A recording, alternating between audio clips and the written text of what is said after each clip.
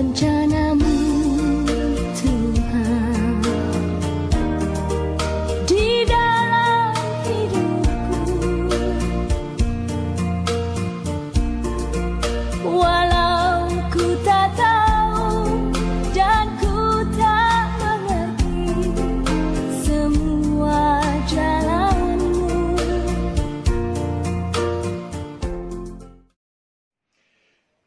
Salam saudara-saudariku yang dikasihi Tuhan. Salam jumpa kembali dalam renungan santapan jiwaku. Dan kita bersyukur kepada Tuhan. Hari ini kita memasuki hari Minggu biasa, pekan ke-24. Dan semoga kita sekalian dalam keadaan sehat walafiat.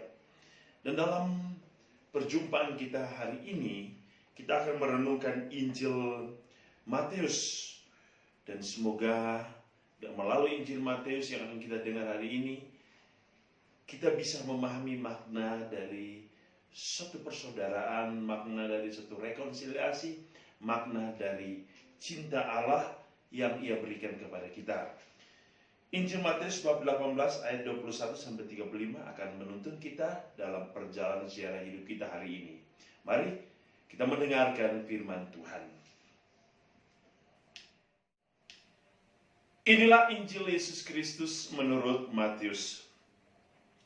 Sekali peristiwa datanglah Petrus kepada Yesus dan berkata, "Tuhan, sampai berapa kalikah aku harus mengampuni saudaraku jika ia berbuat dosa terhadap aku? Sampai 7 kali?" Yesus berkata kepadanya, "Bukan. Aku berkata kepadamu, bukan sampai 7 kali. Melainkan sampai 70 kali 7 kali. Sebab hal kerajaan surga itu seumpama seorang raja yang hendak mengadakan perhitungan dengan hamba-hambanya. Ketika ia mulai mengadakan perhitungan itu, dihadapkanlah kepadanya seorang yang berhutang 10.000 talenta. Tetapi karena orang itu tidak mampu melunasi hutangnya, raja itu memerintahkan supaya ia dijual beserta anak istri dan segala miliknya untuk membayar hutangnya. Maka sujudlah hamba itu menyembah dia, katanya, 'Sabarlah dahulu, segala hutangku akan kulunaskan.' Lalu tergeraklah hati raja itu oleh belas kasihan akan hamba itu, sehingga ia membebaskannya dan menghapuskan hutangnya. Tetapi ketika hamba itu keluar, ia bertemu dengan seorang hamba lain yang berhutang 100 dinar kepadanya. Ia menangkap dan mencekik kawannya itu, katanya, 'Bayar hutangmu.' Maka sujudlah kawannya itu dan memohon kepadanya, 'Sabarlah dahulu, hutang itu akan kulunaskan.' Tetapi ia menolak dan menyerahkan kawannya itu ke dalam penjara sampai dilunaskannya segala hutang itu. Melihat itu, kawan-kawannya yang lain sangat sedih, lalu menyampaikan segala yang terjadi kepada tuan mereka. Maka raja itu menyuruh memanggil hamba pertama tadi dan berkata kepadanya, 'Hai hamba yang jahat, seluruh hutangmu telah kuhapuskan karena engkau memohonnya kepadaku. Bukankah engkau pun harus mengasihani kawanmu seperti aku telah mengasihani engkau?' Maka marahlah tuannya dan menyerahkan dia kepada algojo-algojo sampai ia melunaskan seluruh hutangnya. Demikianlah Bapakku yang di surga akan berbuat terhadap kamu apabila kamu masing-masing tidak mengampuni saudaramu dengan segenap hatimu." Demikianlah Injil Tuhan. Saudara-saudariku yang dikasihi Tuhan, para pendengar santapan jiwaku di mana saja Anda berada, sekali lagi damai sejahtera Tuhan kita Yesus Kristus menyertai kita semua dan juga bagi keluarga kita. Saudara-saudari, apa yang telah kita dengar dalam bacaan hari ini adalah satu kisah yang menarik. Kisah tentang pengampunan. Dalam bacaan pertama dari Putra Sirat, Putra Sirat memberikan kita nasihat-nasihat kehidupan, bahwa ampunilah sesama kita.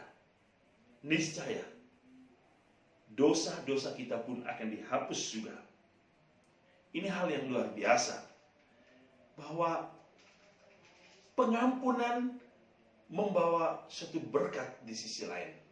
Oleh karena itu saudara-saudari, ada beberapa poin yang akan kita renungkan hari ini. Yang pertama, kita harus menyadari bahwa Allah adalah Bapa yang Maha Kasih. Bapa yang Maha Kasih nampak dari kehidupan yang Ia berikan kepada kita melalui putranya Yesus Kristus.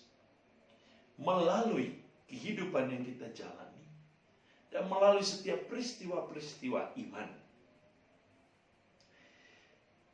Bapa begitu mengasihi manusia. Ia mengutus putranya Yesus Kristus untuk hadir membawa cinta sejati secara nyata kepada manusia. Sampai Allah sendiri dalam diri Kristus harus menyerahkan nyawanya kepada kita. Darah dan air yang keluar dari lambung dan tubuh Yesus memberikan satu makna betapa besar belas kasih Allah kepada manusia. Ia ingin mengampuni, Ia ingin menguduskan, Ia ingin agar setiap anak-anaknya tidak hilang, tidak menjauh daripadanya.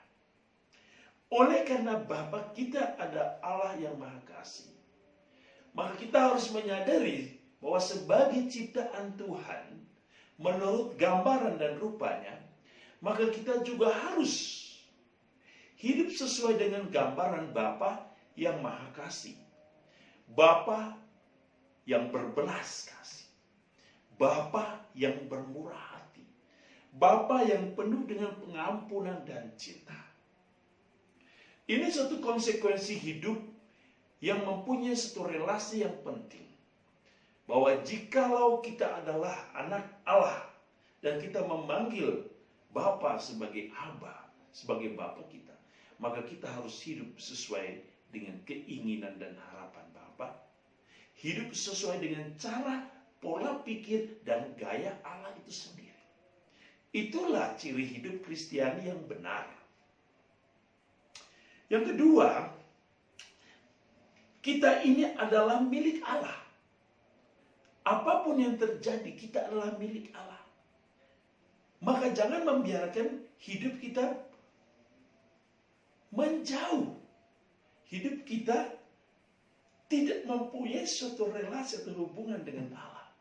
Itulah yang kita dengar dalam bacaan kedua dari surat Rasul Paulus kepada jemaat di Roma. Rasul Paulus mengatakan, entah hidup entah mati, kita tetap milik Allah. Maka hal yang terpenting dalam kehidupan sebagai anak-anak Allah, kita harus menyadari bahwa kita hidup saat ini untuk Allah. Dan ketika kembali, kita juga harus bersatu dengan Allah. Oleh karena itu, kita butuh satu perjuangan sebagai pengikut Kristus. Perjuangan untuk menyadari bahwa Allah adalah sumber dan tujuan hidup kita. Bukan siapa-siapa. Oleh karena kita adalah milik Allah, maka kita harus hidup sesuai dengan sumber cinta itu. Sumber kehidupan kekal. Yang ketiga, kita hari ini bisa melihat dari kisah ketika Petrus mengatakan tentang hal pengampunan. Tuhan, berapa kali aku harus mengampuni? Yesus menjawab, 70 kali 7 kali, yang berarti pengampunan yang kekal, pengampunan yang tak ada batas. Mengapa Allah dalam diri Kristus menjawab seperti ini? Karena itulah gambaran Allah dalam hidup kita. Bahwa setiap saat kita jatuh dalam dosa, setiap hari kita jatuh dalam dosa, pikiran, jiwa, hati kita tercemar oleh noda-noda dosa. Tetapi Allah tidak pernah berhenti mencari kita. Allah tidak pernah menutup mata. Allah tidak pernah tidur kepada dalam hidup manusia. Ia selalu membuka mata, hati, pikiran buat kita. Ia merangkul kita ketika kita jauh, ia datang mendekat. Ia sendiri yang berlari untuk memeluk kita semua yang hilang. Sebab baginya berapa kali kita pun jatuh dalam dosa, ia mencintai kita. Tetapi Tuhan juga mengingatkan kita bahwa kita juga harus mengampuni satu sama lain seperti Allah yang sudah mengampuni. Seperti kisah yang kita dengar dalam Injil hari ini. Sebagai raja yang baik, ia mengampuni anak-anaknya yang berhutang. Di sini kita bisa melihat pengampunan muncul dari belas kasih. Yang berarti pengampunan harus muncul dari satu perasaan cinta, dari kekuatan hati seseorang. Maka Yesus mengatakan, engkau harus mengampuni saudaramu dengan segenap hati. Artinya tanpa ada embel-embel. Pengampunan berarti menurut Yesus hari ini adalah siap untuk menghapus luka-luka batin. Siap untuk melepaskan. Siap untuk membebaskan diri kita dari segala belenggu-belenggu dosa. Belenggu-belenggu yang memenjarakan kita. Sebab kalau kita masih hidup di dalam kedosaan itu, kita masih hidup dalam kesalahan itu, kita bagaikan hamba yang jahat. Kita terkurung dalam penjara. Kita tidak bebas. Kita tidak merdeka. Maka Tuhan Yesus hari ini mengingatkan kita bahwa dalam relasi kita dengan sesama, dalam membentuk suatu komunitas, baik komunitas di dalam keluarga, komunitas dalam masyarakat berbangsa dan bernegara, maka sikap rekonsiliasi adalah sikap yang penting untuk membangun suatu persaudaraan menuju suatu kedamaian yang abadi atau kedamaian yang sejati. Pengampunan di sini berarti kita ingin hidup damai dengan satu sama lain. Kita ingin hidup rukun dan harmonis, sejahtera dengan orang lain. Maka apa yang harus kita lakukan? Yaitu hidup sesuai dengan bimbingan, tuntunan, dan ajaran Allah. Dengan begitu, hidup kita akan menjadi mudah di dunia ini. Kadang kita sulit mengampuni oleh karena muncul sikap egoisme di dalam diri kita. Tetapi kita selalu diingatkan oleh Tuhan bahwa setiap kali kita mengalami kegagalan, carilah kekuatan sejati yang hanya ada dalam diri Allah sendiri. Kekuatan yang memampukan kita untuk mengalahkan musuh yang terbesar dalam diri kita, yaitu kesombongan dan keegoan. Maukah kita? Tentu kita harus lakukan itu. Karena semuanya itu demi suatu keutuhan rekonsiliasi antara hidup kita dengan kehidupan Allah. Saudara-saudari, marilah kita semua meneladani, belajar hidup sesuai dengan pikiran, kehendak, dan perbuatan Tuhan sendiri. Semoga Tuhan memberkati kita dengan berkat-Nya yang berlimpah. Dalam nama Bapa, Putra, dan Roh Kudus.